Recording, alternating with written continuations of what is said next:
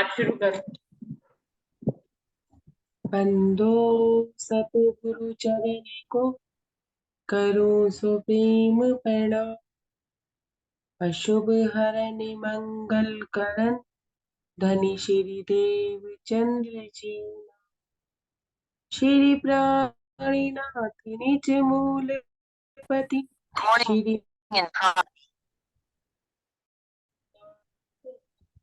तेज कुंवर श्यामा पल पल करूं प्रणाम। पिया जी को श्री प्राणनाथ प्यारे श्री राम रतन महाराज जी की प्रणाम। सुंदर साथ जी, आप सबके श्री चरणों में मेरा कोटान कोट दंड प्रणाम जी। प्रणाम जी। सुंदर साथ जी, हम 8वीं लहर पे आ गए थे, जहां महाराज जी तृप्ति बालाजी पहुंच गए थे। महाराज जी कहते हैं कि मैं मंदिरों में जाता नहीं था क्योंकि मूर्ति पूजा की मेरी कोई इच्छा नहीं थी। तो वहां के जो मंदिर की स्थापना हुई थी, उनके जो महानायक थे, जो उनके नायक थे, वो कौन थे? हाथीराम। उनकी कहानी महाराज जी हमें बता रहे हैं कि किस तरह से वो, उनकी किस तरह की उनकी रहनी थी। ऐसी रहनी थी कि वो एक ही पेड़ का पत्ता खाया करते थे। मतलब कि अब उनकी कोई स्वाद ग्रंथि उन्हें परेशान नहीं करती थी।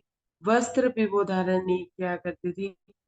घने जंगल में वो तपस्या किया कि उन्हें कुछ भी नहीं, ना खाने की इच्छा, ना पहनने की इच्छा, ना डर, ना चिंता, ना डिप्रेशन, ना टेंशन। कुछ भी किसी तरह की कोई वृत्ति उनकी प्रभावी नहीं होती। और वहां कोई आता जाता भी नहीं था। उस जो भयानक जंगल का जो संचालन था, या उस टेकड़ी का जो संचालन था, वो वहां के राजा तृप्ति तृप्ति के राजा किया करते थे। और वो 10 मील ऊपर जाके एक पहाड़ी पर ये मंदिर बना हुआ था, जिसे टेकरी कहते थे। महाराज जी कहते हैं कि पौड़ी पौड़ी चल के वहां जाया जाता था। ये ऐसा नहीं है कि बिना पौड़ी के आप, मतलब वहां सीढ़ियां वीडिया सब बनी हुई थी जिससे कि वहां पहुंच सकते थे। कहते हैं कि वो किसकी आराधना किया करते थे? श्री कृष्ण जी की आराधना किया। श्री कृष्ण जी के बाल रूप की आराधना किया करते थे, वो उनके इष्ट थे। एक दिन सुंदर साथ जी उनकी तपस्या से प्रसन्न हो गई। श्री कृष्ण जी बाल रूप में उनके पास आ गए। तो हाथीराम महात्मा जी के पास इतने भयानक जंगल में आते हैं, तो हाथीराम महात्मा जी तो बाल छवि को देख के मोहित हो जाते हैं और अपना आसन छोड़कर उस बालक के पास आ जाते हैं। अब सुनते हैं आगे, पेज नंबर 70। निकट पहुंचे जब छवि अवलोकी, तो चुटियल हुई हाथीराम, बुद्धि हवा हो गई सब, हुआ हृदय का काम तब। कहते हैं कि हाथीराम महात्मा ने अपना आसन छोड़ा और उस बालक की तरफ चले। और उनकी ऐसी छवि देख के, ऐसी अलौकिक छवि देख के उनके हृदय में चुटियल हुआ कुछ, मतलब कुछ एक तरंग सी उठी, एक उमंग सी उठी, एक प्रेम सा उमड़ा। और कहते हैं कि बुद्धि उनकी हवा हो गई। मोह प्रेम इश्क ममता सब बुद्धि उनकी हवा हो गई। और उनके हृदय का काम तमाम हो गया। मतलब उन्होंने अपना हृदय उस छोटी से बालक को दे दिया, उनके उनके ऊपर लुट गया उनका हृदय। इस तरह की बात महाराज जी कहते। तब की तो पूछो ही मत, जब तोतली लीला शुरू हुई, सरोबार करती हुई मीठी शशु क्रीड़ा आरंभ हुई। कहते हैं कि उस मोहिनी अवलौकिक छवि को देख के हृदय में एक चुटियल हुई, हृदय में एक तरंग उठी, एक तीर चला। महाराज जी कहते हैं ये तो हुआ ही हुआ, लेकिन उस बात की तो पूछो ही मत जब उन्होंने तोतली बादशाह में बोलना शुरू किया। नन्हे से बालक थे, 3-4 साल के, तोतली भाषा में बोल रहे थे। कहते हैं कि इतने सरोबार हुए कि उनकी तोतली भाषा भी उन्हें बहुत अच्छी लग रही थी, और उनकी शरारतें भी उन्हें अच्छी लग रही थी। जैसे वो उछल कूद करके शशु क्रीड़ा आरंभ हुई। कहते हैं कि जैसे बच्चे उछल कूद करके बात करते हैं ना, तोतली तोतली बातों में, तो उनको बहुत अच्छा लगा। भूल गई उन क्रीड़ाओं में वक्त पूछना उसका उनका नाम, किस तरह तुम मुझ तक आए, कौन पिता बच्चा तेरा।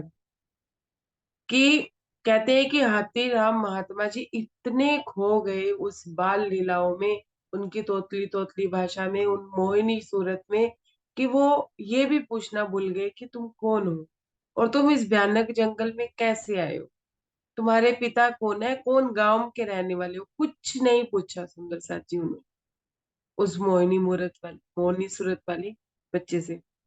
बाल रूप पर मोहित होकर लगे खेलने उनके साथ, हाथी राम भी उससे स्वयं करने लगे तोतले। कहते हैं कि उनकी मोहिनी सूरत को देख के हाथी राम महात्मा भी उनके साथ खेलने, उनके पीछे पीछे भागने लगे, उनके साथ लीलाएं करने लगे। कहते हैं कि हाथी राम महात्मा खुद भी तोतली तोतली भाषा में बात करे, जैसे वो तोतली भाषा में बोलता तो हाथीराम महात्मा भी उनके पीछे पीछे तोतली भाषा में बोलते। हाथीराम हुए तन्मय, शशु लीला करके रसपान, खेले खूब मस्त होकर दोनों भक्त और भगवान। वो इतने मस्त हो गए उन लीलाओं में, तो कहते हैं कि ऐसा लगता था जैसे महाराज जी चितवन कर रहे थे, इस बात को सोच भी रहे थे, तो महाराज जी कहते हैं मुझे भी बड़ा अच्छा भाव आ रहा था, कि ऐसा लग रहा था जैसे दोनों भक्त और भगवान खेल, कि भगवान आगे आगे और भक्त पीछे पीछे। हमेशा ऐसा ही रहा है सुंदर साच, कि हम राज्य के पीछे ही पड़े रहते हैं, इश्क दे दो, प्रेम दे दो, लाड दे दो। किंतु भक्त अभिन्न रूप से वास्तव में है कौन, जब आनंद आता हृदय में ज्ञान शक्ति हो जाती है। अब हाथीराम महात्मा ने ऐसा सोचा, जब ये सोचते थे कि ये कौन है, ये मतलब जब उनके हृदय में कभी ये बात आती थी ना कि ये कौन है, कहाँ से आए हैं, लेकिन जब उनके हृदय में आनंद आता था उनके बारे में सोच के, पहले तो ये सोचते थे कि ये कौन है, कभी ये बैठ के अपने चिंतन में, तो जब उनको ध्यान आता था तब महाराज जी कहते हैं कि उनकी ज्ञान की जो शक्ति थी ना वो मौन हो जाए, मतलब कि वो जानना ही नहीं चाहते थे कि वो कौन है। वो तो उनकी लीलाओं में इतने मस्त हो चुके थे कि ना ही उन्हें किसी चीज का ज्ञान रह जाता था, बुद्धि उनकी जीर्ण शीर्ण हो जाती थी। यहाँ पे भाव ये भी है, जब धनी का आनंद आने लगता है, धनी की अनुभूति होने लगती है, धनी कौन से ब्रह्मांड के मालिक है, कहाँ है, कैसे है, कुछ ध्यान नहीं रहता। तुम दुल्हा, मैं दुल्हनी, और ना जानू। यहाँ महाराज जी ये बात कहते हैं कि वो मौन हो जाया करते थे, उनकी शक्ति, सोचने की ज्ञान की शक्ति मौन हो जाया करती।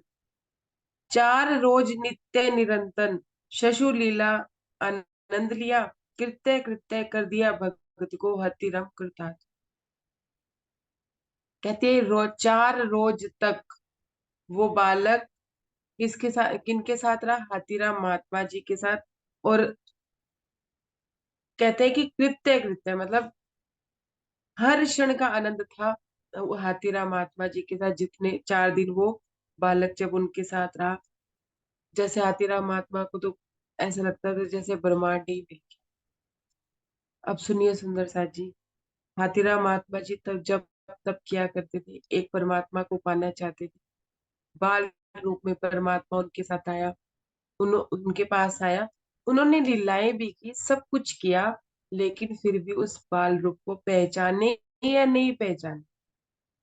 और उन्होंने मांगा भी तो क्या मांगा, और हम भी अगर हम राज्य के साथ चितवन में बैठते हैं या मनन में बैठते हैं या हम उनके आनंद में बैठते हैं, तो हम क्या मांग के उठ खड़े हो जाते हैं। ये महाराज जी हमें इस प्रसंग से समझाए। चौथे दिन भगवान भक्त से बोले, आप महात्मा जी पड़े हुए छिपे क्यों इस गहराई के वन की। अब चौथे दिन वो जो बाल स्वरूप में श्री कृष्ण जी आए, सुंदर सा जी 4 दिन में हाथीराम महात्मा ने उस बच्चे से कभी ये नहीं पूछा कि तुम्हें भूख लगी, तुमने कुछ खाना है, तुम्हें कुछ चाहिए, नहीं।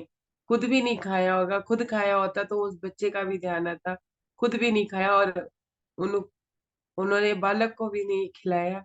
4 दिन में उनको पता ही नहीं चला कि भूख प्यास क्या होती।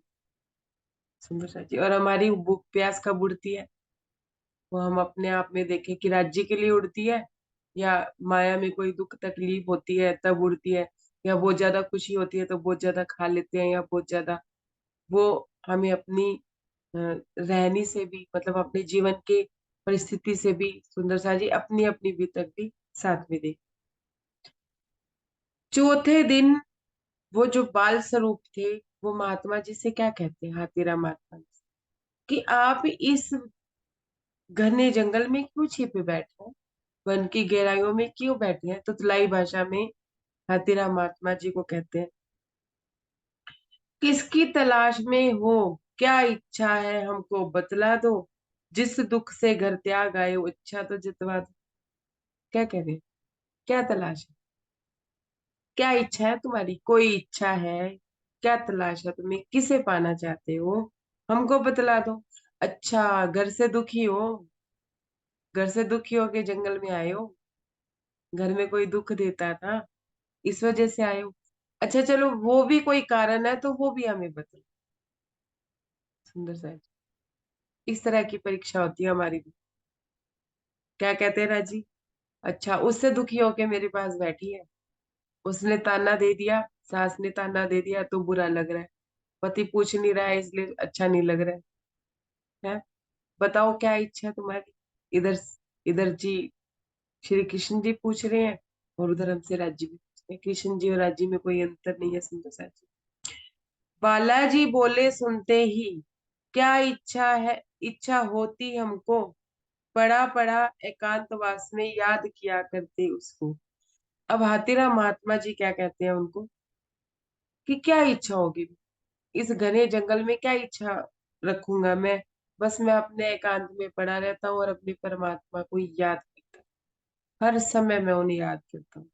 नित्य देखते रहते हैं छवि, अलग पड़े निज प्यारे की, नंद नंदन आनंद कंदन श्री कृष्ण ब्रजराज चंद्र दुलारे। सुंदर सा, ध्यान से समझिएगा। क्या कह रहे हैं, नित्य देखते रहते हैं छवि। निरंतर हम अपने चितवन में अपने राज्य की छवि देखते हैं, अपने पूर्ण ब्रह्म अक्षरातीत श्री कृष्ण की शक्ल चेहरा देखते रहते हैं, उनके स्वरूप को याद करते रहते हैं। और क्या कहते हैं, किसका ध्यान करते हैं, आनंद नंद नंदन आनंद कंद श्री कृष्ण श्री व्रज चंद दुलारी जी, किसकी, व्रज के दुलारे की श्री कृष्ण जी का हम स्वरूप का हम चिंतन किया करते हैं, और उन्हीं के ही ध्यान में पड़े रहते हैं, और उन्हीं के दुलार दुलार को चाहते हैं। सुंदर सा, अब सामने है, पहचान नहीं पा रहे, जिनके ध्यान में मगन रहते हैं, जिनकी लीलाओं में मस्त रहते हैं, वो सामने है, समझ नहीं पा रहे। क्यों, क्योंकि स्वरूप वही है, पांच हार, हाथों में अंगूठियां, झांझरी घुंघरी गढ़वा बेसुर, कानों में झुमके पाग, ध्यान वही है, लेकिन सामने किस रूप में है वो नहीं पहचान पा रहे। अपने पास रहा करता है नंद नंदनी का छोरा, मस्त रहा करते हैं उसकी भला, चाहते उससे क्या। क्या कहते हैं कि हमारे पास कौन रहता है, नंद नंदनी का छोरा, सामने नंद नंदनी का छोरा ही है, पर दृष्टि नहीं है, पहचान। हमारी भी कुछ हालत ऐसी है, हमारे सामने भी राज्य किस रूप में प्रकट होके पांच तत्व के शरीर में आ जाते हैं, हम नहीं पहचान पाते, और हम उन्हीं के ध्यान में मस्त रहते हैं। उनके सामने भी, सामने बैठे होंगे लेकिन ध्यान उनका हो। क्या कहते हैं कि मैं मस्त रहा करता हूँ नंद नंदनी के छोरे में, भला मुझे उनसे क्या चाहता है सिवाय कि कुछ नहीं चाहते थे माया का, कुछ इच्छा नहीं थी, कैसे रह रहे थे, कमल के समान इस ब्रह्मांड में इस दुनिया में रह रहे थे, इच्छा रहित होकर। लेकिन फिर भी सामने नंद नंदनी का ही छोरा, जिसे वो नहीं पहचान पा रहे थे, जिनका वो चिंतन किया करते थे, जिनका वो मनन किया करते थे, और ऐसा समझते थे कि वो मेरे साथ ही। अगले दिन फिर बाल रूप ने बाबा से यह प्रश्न किया, क्रीड़ा व्यक्त काल में बाबा जी से फिर पूछ लिया। अब उस दिन तो बात खत्म हो गई, जब आतीराम महात्मा जी ने बोला कि मैं नंद नंदनी के छोरे के साथ मस्त रहा करता हूँ। अगले दिन फिर से वो तुतलाई भाषा में जब वो बाल लीलाएं कर रहे थे, एक दूसरे के साथ खेल रहे थे, तो फिर उन्होंने फिर प्रश्न पूछ लिए। क्या पूछते हैं? Page number 76। पड़े हुए हो निर्जन वन में, कारण नहीं बताते हो, गुप्त भेद है इसमें कोई जिसको आप छुपाते हो। क्या कह रहे हैं बालाजी? बालाजी मतलब छोटे श्री कृष्ण। अच्छा, गुप्त वन में बैठे हो, गुप्त रूप में बैठे हो, कोई तो बात है ना जो आपके मन में होगी। ऐसे ही थोड़ी ना बड़े जंगल में बैठे हो, है? क्यों नहीं बताते? क्या गुप्त बात, क्या कारण है कि आप बताते ही नहीं? मुझसे कोई भेद है तो बता दीजिए, कोई बात है तो बता दीजिए। सानुरोध आग्रह जब देखा बार बार उस बालक का, हाथीराम प्यार सा करके बोले, क्यों पूछ रहा? सुंदर सा जी। और वो जब बार बार वो बालक उनसे पूछ रहा था, अरे बता दो, मुझसे क्या भेद रखते हो, मैं छोटा सा बालक हूँ, मुझे अपनी इच्छा बता दो। सुंदर सा जी, बैठते हैं हम जब चितवन में, अपना समय राज्य को देते हैं, तो डीपली पहले ये चिंतन करके बैठिए कि हम चाहते क्या है, हम पाना क्या चाहते हैं। क्योंकि अब धनी पूछेंगे कि तुझे चाहिए क्या, तो क्या कहेंगे? उस समय जब मान लो उन्होंने चितवन में हमें दर्शन भी दे दिए, या किसी रूप और रूप में भी दे दिए, या हमारे सामने भी आके उन्होंने हमसे पूछा, तो हम क्या कहेंगे? अब इधर से ये क्या कहते हैं, सुनिए। चाहते तो किसको है? नंद नंदनी के छोरे, कोई इच्छा रही है, कोई इच्छा नहीं है। अब क्या कहते हैं कि इतना अनुरोध सुन के, सानुरोध, कि वो बार बार बालक, छोटा सा बालक महाराज हाथीराम महात्मा जी को ऐसे बोल रहा है, हाथीराम से प्यार कर रहा है, लाड कर रहा है, कभी उनकी गोदी में बैठ रहा है, कभी उनके आगे, कभी पीछे उनके साथ क्रीड़ाएं कर रहा है, बाल लीलाएं कर रहा है। तो हाथीराम महात्मा जी को बड़ा लाड आया जब वो बार बार ये पूछने लगा। तो हाथीराम महात्मा जी ने ना प्यार से उसके गाल पे हाथ रख के पूछा, क्यों पूछ रहे हो तुम ऐसा? बार बार तुम एक ही बात पूछते हो कि यहाँ क्यों रहते हो एकांत में, तुम्हें क्या चाहिए, कोई दुख है तो बता दो, घर से दुखी हो क्या आए हो, मतलब क्यों पूछते हो तुम बार बार? अब क्या मांग रहे थे? अच्छा, क्या दिलवा दोगी हमको कुछ, पग के गोदी उठा लिया, दिलवाना है तो दिलवा दे, राज तृप्ति के राजा। क्या कहते हैं कि उन्होंने उन्हें बच्चा समझ के अपनी गोदी में उठा लिया। ये तो बच्चे ही, लेकिन वैसे मतलब वैसे बाल रूप में श्री कृष्ण थे, लेकिन हाथीराम महात्मा क्या समझ रहे थे कि नन्हे से बालक है। वो उनकी पावर को, उन शक्ति को, जिस इष्ट की वो आराधना किया करते थे, उनको पहचान नहीं पा रहे थे। और गोदी में उठा के बड़े लाड से कहते हैं कि जो मैं कहूंगा वो दिलवा दोगे। बात तो तुम ऐसी कर रहे हो कि जैसे जो मैं मांगूंगा वो दिलवा दोगे। तो बच्चे ने भी ऐसे ऐसे करके सिविलाया हार, हाँ में। तो वो क्या कहते हैं, अच्छा, अब बच्चे से ये थोड़ी ना कहेंगे टॉफी दे दो, चॉकलेट दे दो, घर दे दो, परिवार दे दो। ऐसे ही मजाक मजाक में उन्होंने कह दिया, अच्छा अगर तुम मुझे दिलवाना ही चाहते हो तो द्रौपदी का राज्य दिलवा।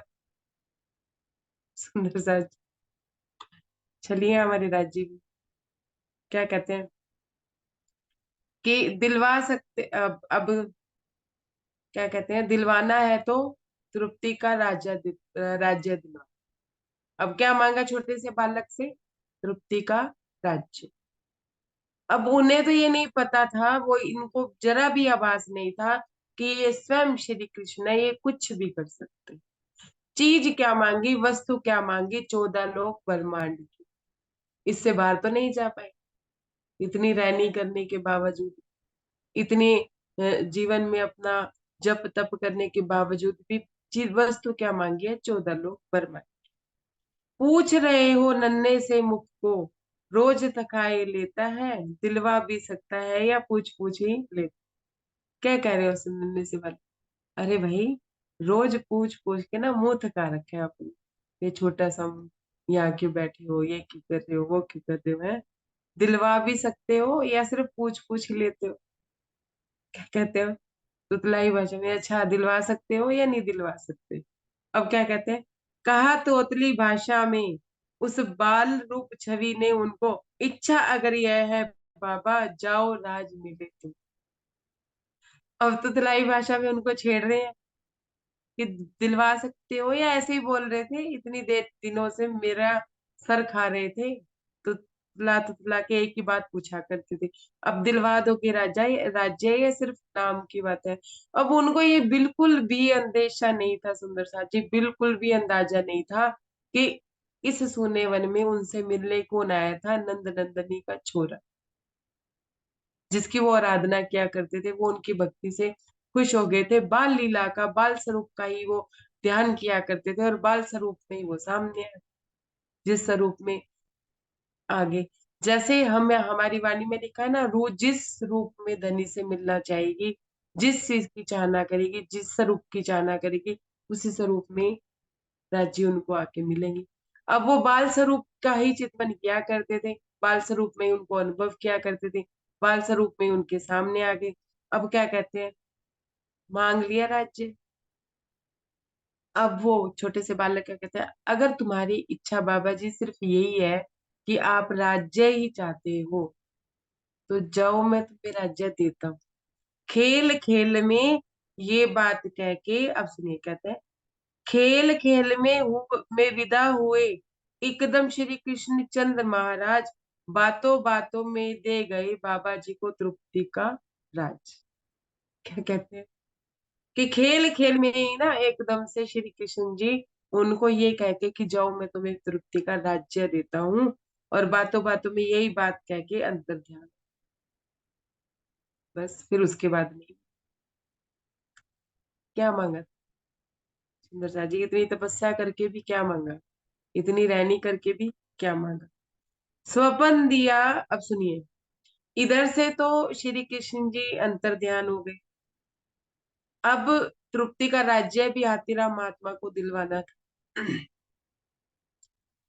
अब देखिए, अगर हाथीराम महात्मा राजा के पास जाता, राज्य मांगता, तो उन्हें मिलता, और उनकी इच्छा भी नहीं थी, सुंदर साथ जी, उनकी इच्छा भी नहीं थी, लेकिन कहीं ना कहीं उनके जीव की किसी जन्म में कोई इच्छा रही होगी कि वो राज्य, फिर किसी राज्य के राजा बनना चाहता हो।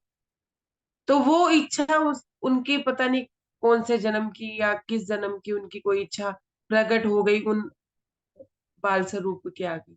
और हाथीराम महात्मा पहचान नहीं पाए उस पर बाल स्वरूप को, तो अगर उन्हें पता होता कृष्ण रूप में ही अगर सामने आ जाते, मोर पंख लगा के और मुरली धारण करके, जिस स्वरूप का वो वर्णन कर रहे होते, मतलब वर्णन चिंतन वो कर रहे थे जिस स्वरूप का, अगर उस स्वरूप में आ जाते, तो हाथीराम महात्मा कभी भी ये गलती ना करते कि वो उनसे राज्य में, वो उनसे उन्हीं को ही मांग लेते।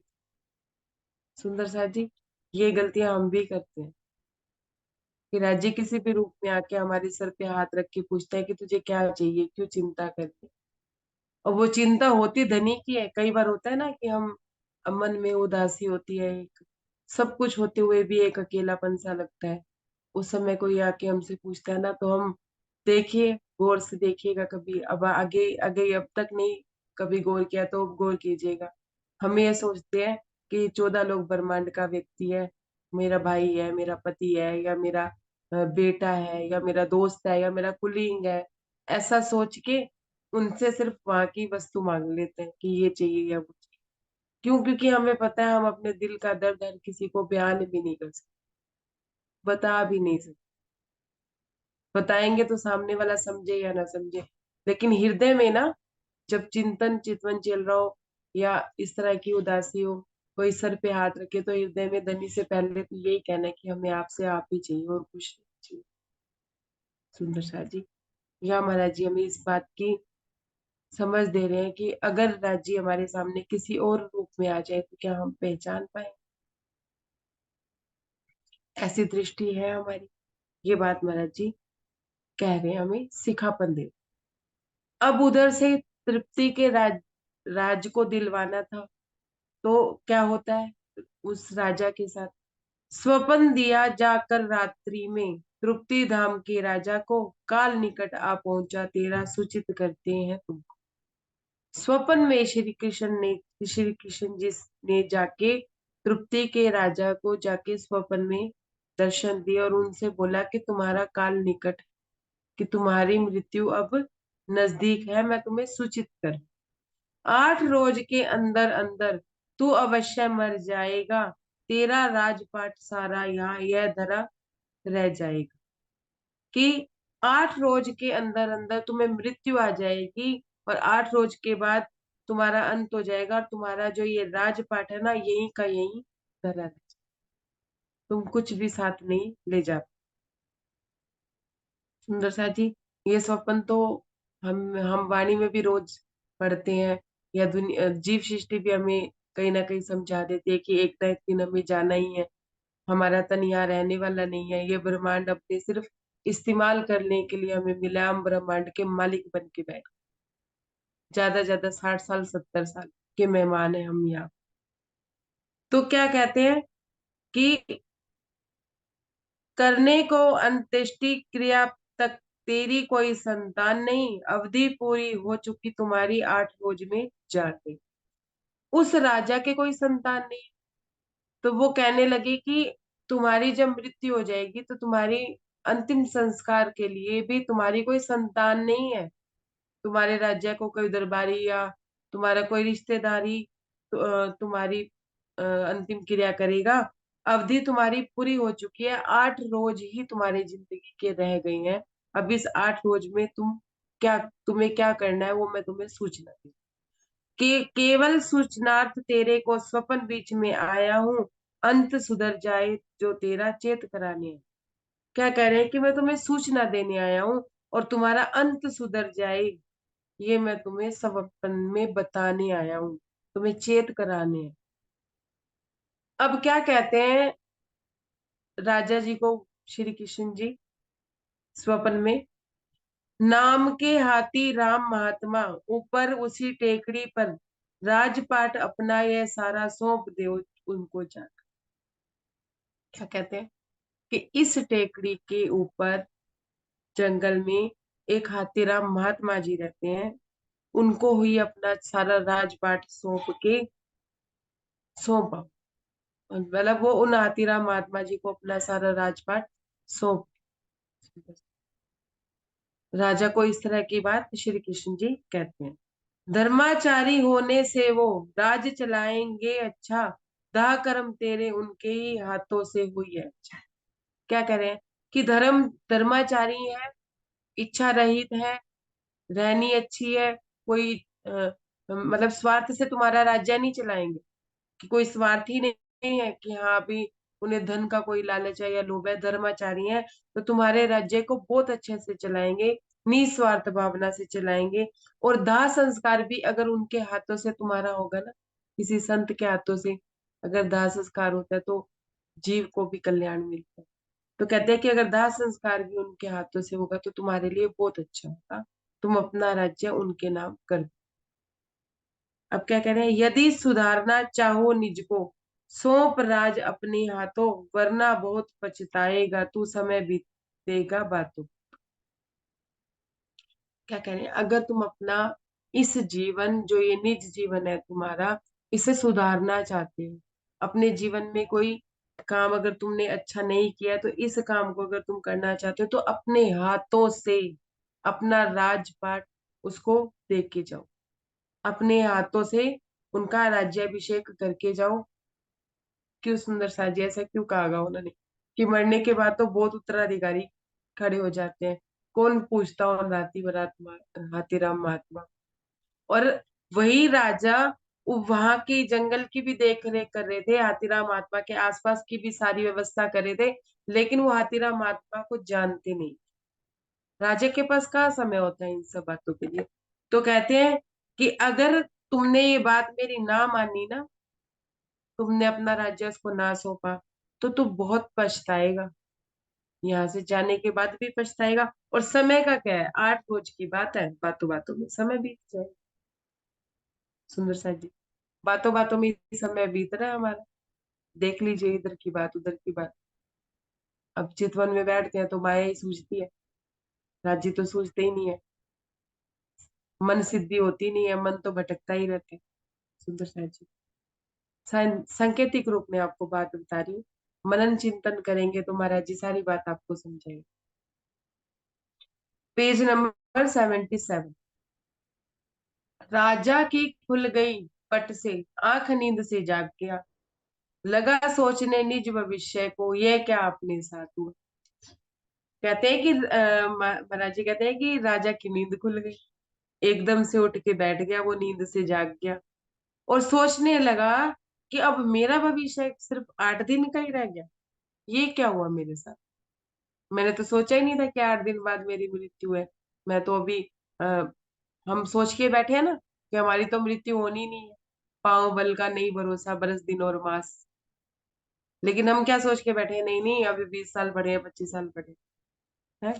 उनकी तो नींद खुल गई सुंदर साथ जी, हमारी हमारी नींद अभी नहीं खुली। क्या सोचने लगा निज भविष्य को, यह क्या हुआ अपने साथ। राजा की एकदम से आंख खुलेगी और अपना निज भविष्य क्या देखने लगे कि सिर्फ 8 दिन का रह गया और नींद से जाग। सुंदर सा जी हम नहीं जाग। राज जी कहते हैं अब तो जाग जाओ, कब तक नींद में पड़े रहोगे। निश्चय किया यही उत्तम, जो कुछ देखा सपने में, जिसने हमको चेत किया उसे प्रेम है अपने में। क्या कहते हैं, निश्चय किया उन्होंने, निश्चय किया कि ये जो मेरे को जो ये सपना आया है ना, उसे सपना समझ के वो भूले नहीं सुंदर सा जी। उनको ये बात सच लग रही थी कि ये जो मैंने सपने में देखा है ना, ये सब सच है। और जिसने मुझे चेत कराया है ना, जिसने मुझे बताया है कि मेरा 8 दिन का भविष्य रह, मतलब 8 दिन ही मेरे पास रह गए हैं, उसका कुछ प्रेम है मेरे से, इसलिए उसने मुझे बताया है। नहीं तो क्या जरूरत थी पहले आके बताने की कि हाँ भाई तुमने जाना है। सुंदर सा जी देखिए, अब यहाँ पे एक भाव और आता है।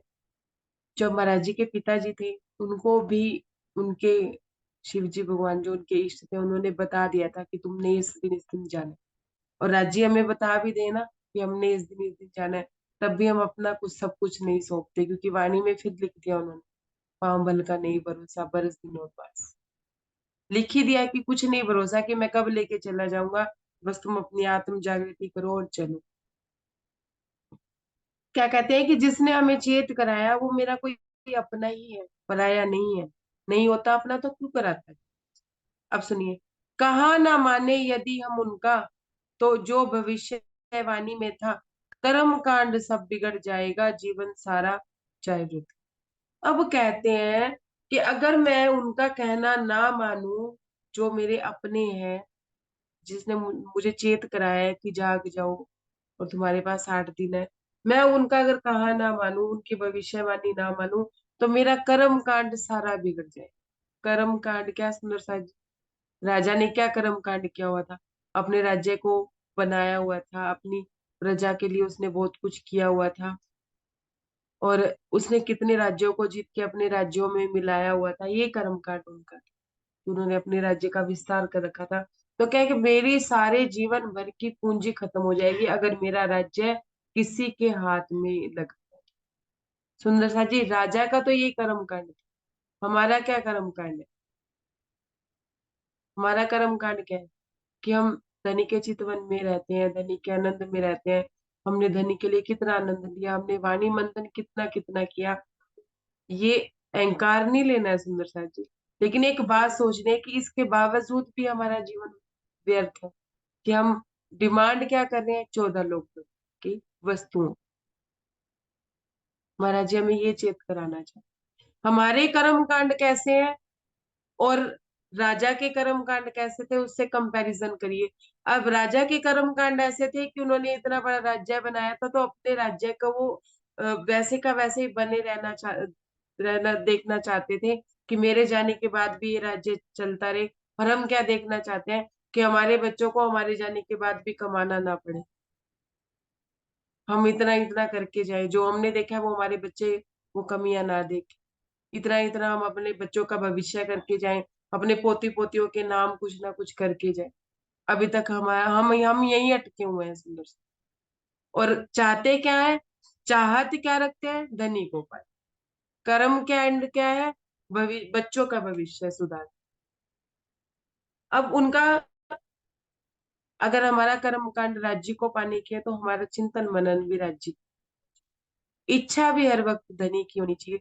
उसमें फिर धनी अगर हमारे सामने आ भी गए पांच तत्व के शरीर में, तो मन में तो बात धनी की, क्योंकि तन की जाने मन की जाने तन की जाने चोरी, उस साहेब से क्या छिपा जिनके हाथ में डोरी। वो हमारे मन की हर बात जानते हैं, इतनी डीपली जानते हैं, सूक्ष्म से सूक्ष्म रूप को भी वो जानते हैं कि ये असल में रो क्यों रही है, असल में ये जो चिंतन में बैठी है क्यों बैठी है, ये एकांत में बैठी है क्यों बैठी है, ये भीड़ भारी भीड़ से परेशान होके एकांत में बैठी है, या अपनी अंदरूनी भीड़ से ही घबरा रही। सुंदर साथ जी, राजी यहाँ तक भी हमारी जानते हैं, क्यों? क्योंकि हम उन्हीं के ही हैं। कहते हैं कि मेरा जीवन व्यर्थ ना जाए, कि मेरे जीवन की पूंजी व्यर्थ ना जाए, इसलिए वो उनकी बात को मानते हैं। अब क्या करें? अब क्या करते हैं वो आगे, प्रातः ही उठ करके राजा ऊपर गया टेकड़ी पर, हाथी राम महात्मा के दर्शन पाए उसने जा। प्रातः उठकर मतलब उसने चिंतन मनन किया। सुबह उठकर जब वो बैठा, उसने ध्यान किया कि ये क्या हुआ मेरे साथ, किसने चेत कराया, ऐसा क्यों कहा, क्या था। पर उसने उस स्वप्न को स्वप्न नहीं समझा। सुंदर, हमें सपने में कोई चीज दिख भी जाती है ना, तो हम सोचते हैं नहीं सपना है, पता नहीं कौन सी अजीब सी जगह पे थे हम। स्वप्न भी स्वप्न नहीं है, सपने में भी राजी, सपने में भी कभी कभी मिल जाते हैं। दिखता है ना कभी जी गुम्मट जी बंगला जी कभी दिखता है, तो हम क्या सोचते हैं कि नहीं स्वप्न है, सपने में देखा हमने। सुंदर सा जी, जो सारा दिन हम सोचते हैं ना, जो चिंतन मनन करते हैं, वही रात को स्वप्न में आते हैं। अगर महाराज जी के बारे में सोचेंगे तो महाराज जी दिखते हैं, अगर पन्ना जी के बारे में सोचते हैं तो वो दिखते हैं, अगर हम परम धाम के बारे में सोचेंगे तो वो भी दिखते हैं। सुंदर सा, अब पता नहीं चलता कि कौन सी जगह पे हम आ गए हैं। अजीब सी, मतलब अजीब ही आनंद होता है, अजीब ही प्रेम होता है, एक अजीब अजीब सी हरकतें होनी शुरू हो जाती हैं।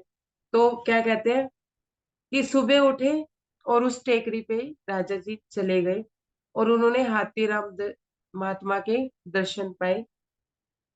दर्शन करने के लिए चले गए। उनके दर्शन पाने के बाद तत्पश्चात महात्मा जी का राजा ने पूछा कुछ शुभ शुभ नाम।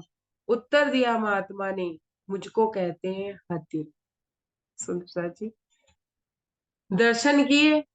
अब राजा को ये था कि मेरे कंफ्यूजन ना हो, मैंने आज तक तो देखा ही नहीं हाथीराम महात्मा को, और स्वप्न वाले जो परमात्मा थे उन्होंने मेरे को ये बोल दिया कि हाथीराम महात्मा को देना, तो उन्होंने जाके क्या पूछा कि आपका शुभ नाम क्या? हाथीराम महात्मा जी कहते हैं, उन्होंने भी उत्तर दिया कि मुझे हाथीराम। अब यहाँ राजा जी है ना, वो हाथीराम जी का व्यंग्य कसते हैं, क्या कहते हैं, हाथी राम आप ही हो या केवल है बस नाम ही के। क्या कहते हैं राजा महात्मा जी को, कह रहे भाई आपका नाम हाथीराम है, आप हाथीराम हो भी या सिर्फ नाम ही नाम हाथीराम? मतलब कि राजा भी देखो, एक एक राजा भी देने से पहले परीक्षा ले रहा है अपने राज्य को सौंपने से पहले, कि इनमें कोई पावर है, इन्होंने जो जप तप किया है, तो इनको कहाँ तक का वो है। और हम सोचते हैं कि सब कुछ हो लेकिन राज्य परीक्षा ना ले, हमारी रहने की परीक्षा ना हो, हमारे मतलब हमारी जीव की भी परीक्षा ना हो कि वो चाहता क्या है, एक्चुअल में हमारी चाहत क्या है, धनी परीक्षा ना ले, बिना परीक्षा के मिल जाए है। तो वो कहते हैं कि आप हाथीराम हो भी या सिर्फ नाम ही नाम हाथीराम का है। सुंदर साथ जी, प्रसंग आगे बहुत अच्छा है, इस प्रसंग को आगे